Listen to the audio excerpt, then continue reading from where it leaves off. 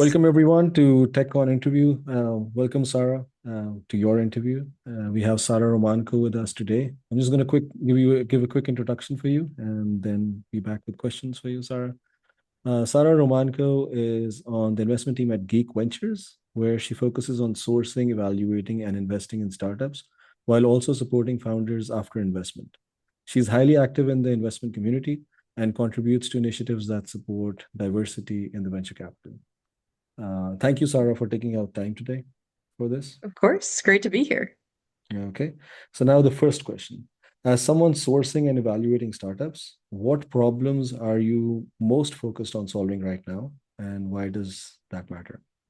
Of course. So, specifically what we are investing in right now is we're looking for some companies founded by immigrant founders to the US, on focusing on AI and robotics and ultimately wanting to solve like problems that are really evident right now given the current technological advances.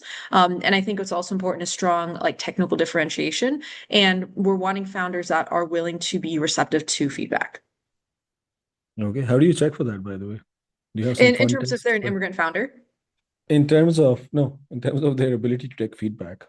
Yeah, absolutely. So, specifically what we do is, I mean, we can just kind of tell based on the call. So whenever we're talking to a founder, it just has to do with it's weird to say like the vibe, but it's kind of like what that gut feeling is when you're having a conversation. Do they just feel like someone that you have a great rapport with? And it also comes down to when you think back to the first interaction we had. So even if we don't necessarily say we know 100% that they can take feedback, it comes down to how are they interacting with us? How are they interacting with the rest of our team? Whenever we're doing our diligence, if it gets to that point, we would you do reference checks. And so we would also ask our references about that as well. So a lot of it kind of comes down to, how I guess what their past interactions are and what the feedback has been. But sometimes you can just tell based on when you've had it like hundreds of conversations with founders, you kind of get that like feeling if they would be good. Let me really put you on the spot. How many minutes into the conversation do you mostly know? Is Yeah, it I more love than this two question. minutes? Yeah, I would say probably within like 3 or 4 minutes. So Because I that's think it. like That's you have a good yes, gut feel within 3, 4 minutes. Wow. That's yes, that's pretty cool. yes. It took Okay. a long We time to could dive, develop. I'm sure. How many interviews so far? Yeah, with founders, I mean, like you're saying, like how many founder calls I've done? I actually am not sure, but I know it's definitely over 1,000 easily. I mean, just in this specific role, that number. But in my past roles, way more than that. To be fair, like I should have, I wish I would have kept a better track of You all could the have founders I trained talked AI to. with that. Yeah. If you Yeah, had I the was about to say, recordings and just a thumbs up, thumbs down. We yeah, could really but go deeper in this, but I'll move on to the next question. Just no, I keep it love this. This is great. in mind. From your vantage point, sourcing and evaluating startups, what is changing fastest in venture that most people are still underestimating?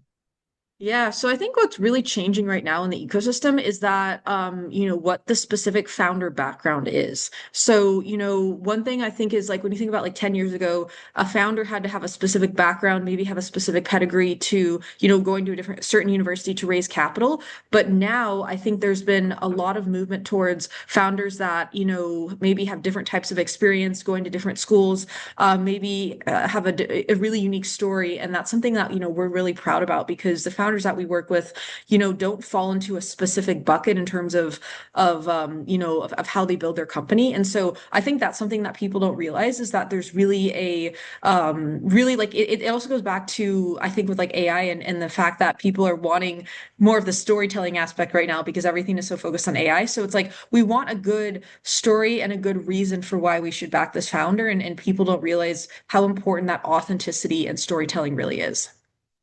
Yeah, that's very interesting. So the first thing you said was ability to take feedback because that's not just from you guys, it's also from the customers. And the second thing is Yes. obviously storytelling. And I'm assuming mostly it's the team that goes through a bunch of failures, and it's not the first idea that they begin with that eventually succeeds. So makes sense. Yes. Are these mostly first time founders, or do you guys have like a criteria like you should have done a company before, or That's a great question. So we don't have a specific criteria in terms of background. For us, it's more, is the founder an immigrant founder? And we define that as founders that were born outside of the US and moved to the US. We also Mhm. want founders that know how to sell, founders that have a strong why now, and founders that have, founder market fit.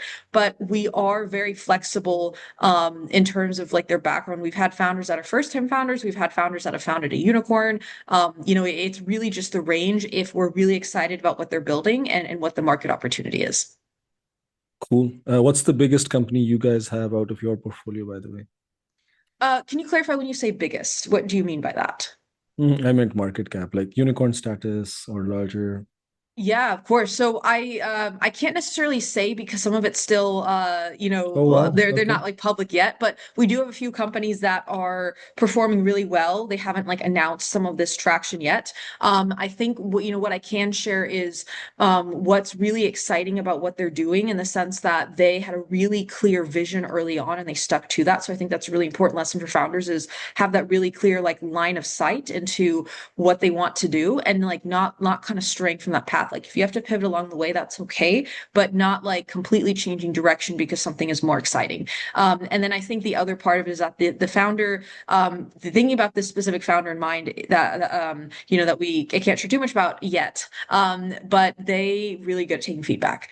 So I think this is like a strong example of we're like, hey, we think you should go in this direction for the business, based on how the market is performing, and they were very receptive, but they weren't afraid to push back. So I think a good founder will take feedback, but push back when it's important to the success of their business. So what I hear from you is they're not pushing back based just on their opinion. They're saying something like, "Okay, I hear you. Let it not be about your opinion or my opinion, but let's build some sort of a test where we can let the market help us decide." Exactly. And that's what you guys appreciate. Okay. Moving on to the next question. Based on your reviewing startups and speaking about investments and fundraising, what are you seeing the most hype or around what are you seeing the most hype today that isn't really delivering any real value? Yeah, so I think companies that are building AI wrappers that are not technologically differentiated. Hmm.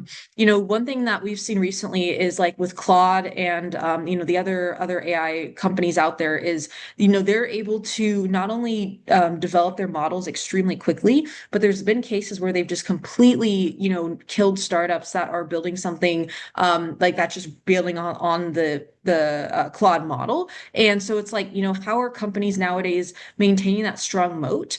Number one, and number two, how do they continue to win long term? Because maybe they have a moat now, but how do they make sure that they're not going to be at risk of losing customers to Claude? And so I think that's really, I think what a lot of the hype is that companies will just say like, oh, we're an AI company, but the issue is like, are you true? Like when you say AI, like what do you mean by that? Or are you just saying that because you think it'll make a customer or make an investor talk to you?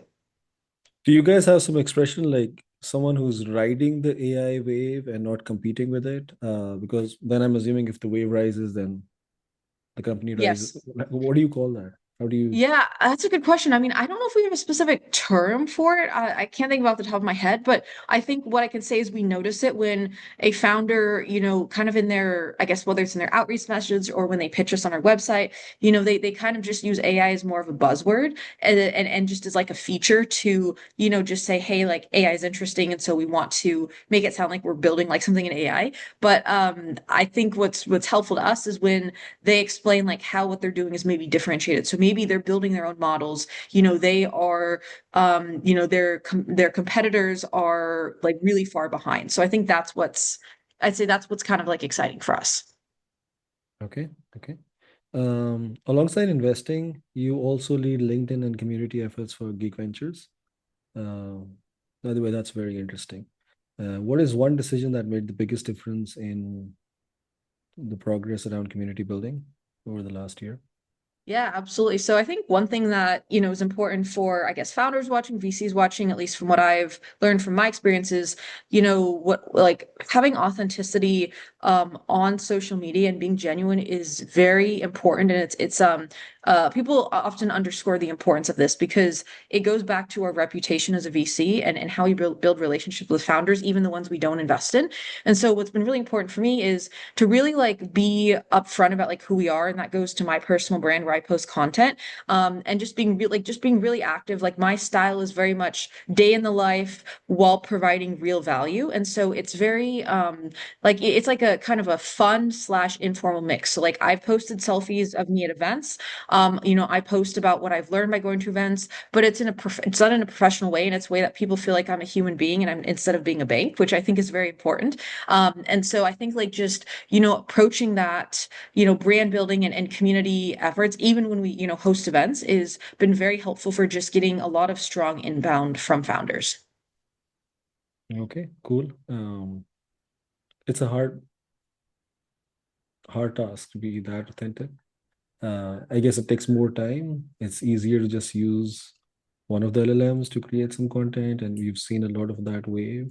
And perhaps it's hard to now stand out also. But maybe it becomes easier if you're really authentic. I don't Yes. know. That's one of the questions I do struggle with. Like, do you improve your content leveraging these LLMs, or do you anyway? I Um, can I can answer that just really quickly. yeah, yeah, go for it. Yeah, so I think for me, I have used so like the way it worked for me is like I started creating content like long before ChatGPT came out.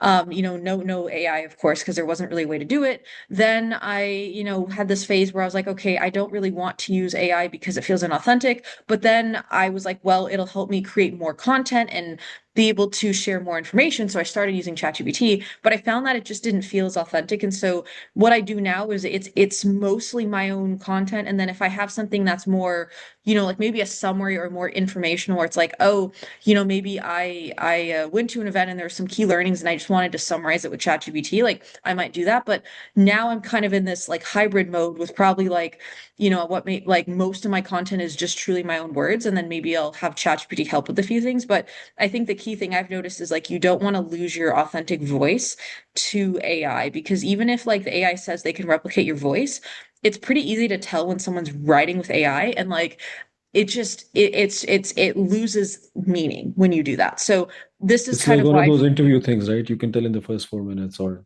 I don't know, the first few lines, exactly, this doesn't exactly. feel Exactly. And I had that okay. feeling that when people were reading my posts that had AI, they didn't say anything, but I felt like it was um not very like people were not very receptive to that content when I used too much AI. Okay, okay, cool. You're talking about communities, right? So it's not just about your own content being out there. How do you facilitate other people's content, or what do you do? Tell us a little bit more about that. So perhaps the Yeah, communities you so tell for people watching, right? Those who might want to get interested. Is it all Boston based, in person? Is it online? yeah, absolutely. So for me, the way like the types of content I post on LinkedIn, so events that I've gone to, events that might be exciting to go to. It would be like startups to watch, maybe like learnings for founders, like what investors look for. Also tips on like how to break into VC. I posted about VC programs. Ultimately, what I post is not limited to a specific location. I do have a global network of over 26,000 followers, and so well, the way it works is, I tell my connections, I say, hey, like if you have something that's you think is relevant to my audience, feel free to reach out. I don't really make money posting. I just post to help, and it's more just a goodwill that I think that is important for the community. And so people might say, hey, can you promote my event on LinkedIn to your audience? I'll post about maybe speaking events or maybe even speaking opportunities for founders and investors, depending on what I like have in my pipeline in terms of opportunities. But ultimately, there's not really like a geography limit. I mean, I am based in Austin, so I do post a lot of events in Austin, but I do travel. And so if I come across really good events, like, I'm always open to post those as long as it makes sense. Okay, okay, cool. Second last question. So we're almost there. Given all of your experience, what's the one, if you were to only distill it down to one practical insight that people should take away and perhaps have their life impacted by that, live differently or do things differently, what would it be? Yeah, so I think what I would say is really focus on paying it forward, whenever possible. So that's That how I came built my career. fast. You really Yeah. thought about this. Okay. Yeah, so this is something that I've, like I've kind of like this is always my like my Hmm. number one thing whenever people ask, because I early in my career, someone was nice enough to pay it forward to me. They, gave me basically they said, hey, like I know someone who's working in venture. Like I'd built a relationship with this person who ended up making the introduction to a VC role. And I said, how can I help you? How can I ever how can I return the favor? And they said, well, all I ask is that you just pay it forward. And that really stuck with me over the years. And I think it's just been really how I operate my career because people see me as that person who just genuinely wants to help. And so So that's give, really what give, I and aim give. to do. Have you heard of the book by Give and Take by Adam Grant, the Wharton Yes. professor? Yeah, that it's interesting. The thesis of that book is very much the same, that the most successful people are givers. Unfortunately, the least successful of them are also givers. So it's interesting how you need to be a different kind of a giver to be that successful. Last question for the day. What is the one fun fact about you that isn't on LinkedIn? Yeah, so I'm trying to think. I mean, well, actually, no, this one is on my LinkedIn. So I think what's not on my LinkedIn is that I went to summer school. People are shocked by this because when I was in high school, I had a really bad concussion and I, Sorry. wasn't able to, so it was like I like saw blood. I have this like condition where if I see other people's blood but not my own, I faint. It's like super weird. I don't know why I was just born with it, but I had this really bad concussion and I became known as the person in high school who was like the girl that fainted and had a concussion.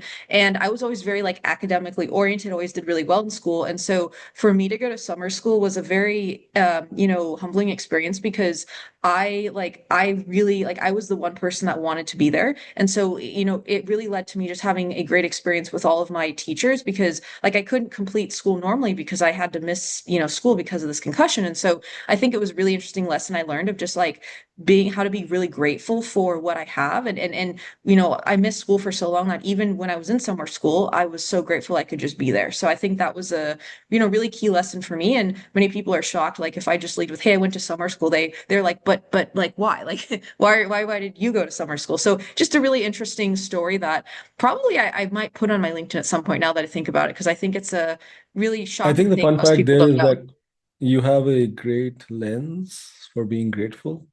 Yes. It's about finding, yeah. Well, thank you very much, Sarah. It was really nice interviewing you.